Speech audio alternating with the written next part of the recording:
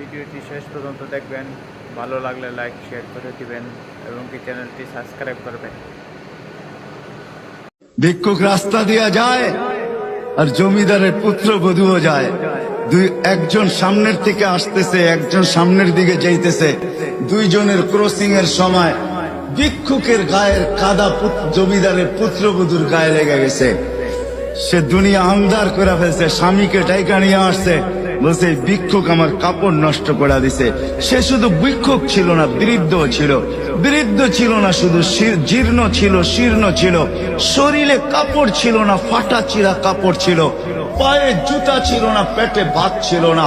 জমিদারের পুত্র সইতে পারে নাই, যৌবনী শক্তি সয়তো সয় কি কইরা তার স্ত্রীর গায়ে ভিক্ষুকের কাদা। বস সমগ্র শক্তিকে হাতে জমা করা, একত্র করা বৃদ্ধের গালে বসায়। বৃদ্ধ কিচ্ছু বলে নাই, শুধু উপরের দিকে তাকায় দুই তিনটা শব্দ উচ্চারণ করছেন। শব্দগুলা হলো ইয়া মাল্লাহ তারা হলো ওয়ুন, ও আল্লাহ চোখে দেখা যায় না। ও তারা কুল্লা শাই, তুই সব দেখিস। ফারা তারা মা বি, তুই কি দেখিস না আমার সাথে কি ঘটতেছে? এটা কি দেখিস না? বলতে দেরি যুবক, মরতে দেরি হয় নাই। জমিদার চলে আসছে, প্রতিশোধ নিবে। বৃদ্ধের একদিকে মুস্কি হাসি, একদিকে বলতেছে প্রেমের খেলা এমনই হয়। জিজ্ঞাসা করছে কিসের প্রেমের খেলা রে? বলছে ওর প্রেমিকার গায়ে আমার কাদা লাগছে, পায়ের কাদা লাগছে, ও সইতে পারে নাই।